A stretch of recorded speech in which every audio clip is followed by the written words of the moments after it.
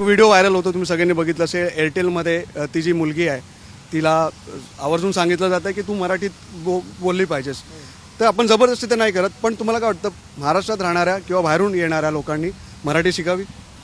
आता मी कर्नाटकातला आहे, मी बेळगावचा आहे, परंतु मी मराठी प्युअर बोलतो. मी मराठी शिकलेलो आहे, कारण का मला शिकायचंच आहे आणि माझी मातृभाषा मराठी आहे. तर बाहेरच्या तुम्ही स्टेटमध्ये जावा, दुसऱ्या कुठल्या स्टेटमध्ये, ते त्यांच्या मदर टंगमध्येच बोलतात ना, मातृभाषेमध्ये बोलतात. मग मराठी महाराष्ट्रामध्ये का नाही होती ही गोष्ट? ही गोष्ट झाली पाहिजे. महाराष्ट्रामध्ये प्रत्येक माणसाने मराठीत बोललं पाहिजे, भले तो महाराष्ट्राचा आहे किंवा नाही आहे. जर तो महाराष्ट्रात होता तर स्वतःला महाराष्ट्रीयन समजलं पाहिजे.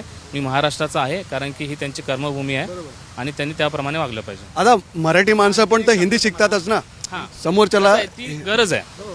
जशी हिंदी राष्ट्रभाषा तशी इंग्लिश पण आहे. पण आता कसं बोलतात की इंग्लिश काय होत नाही, पण आहे ना, शेवटी तुम्हाला पुढे प्रगत व्हायचं असेल तर तुम्हाला भाषा शिकणं गरजेचं आहे. आणखीन एक सांगतो, महाराष्ट्रात जे बी बाहेरून आलेले आहेत, आमदार, खासदार, नगरसेवक झालेले आहेत, आपला एक माणूस दाखवा UP-मध्ये किंवा मध्य प्रदेशमध्ये आमदार, खासदार, नगरसेवक झालेले दाखवा.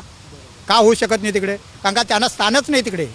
इथं कोणी या कोणी मारून जावं आमची महाराष्ट्राची, असं चाललं इथं. हे नाही झालं पाहिजे. हे कुठेतरी तळबंद घातला पाहिजे, आळेबंद घातला पाहिजे त्यांना. हे गव्हर्नमेंटनं घातलं पाहिजे. आम्ही घालून काय उपयोग नाही.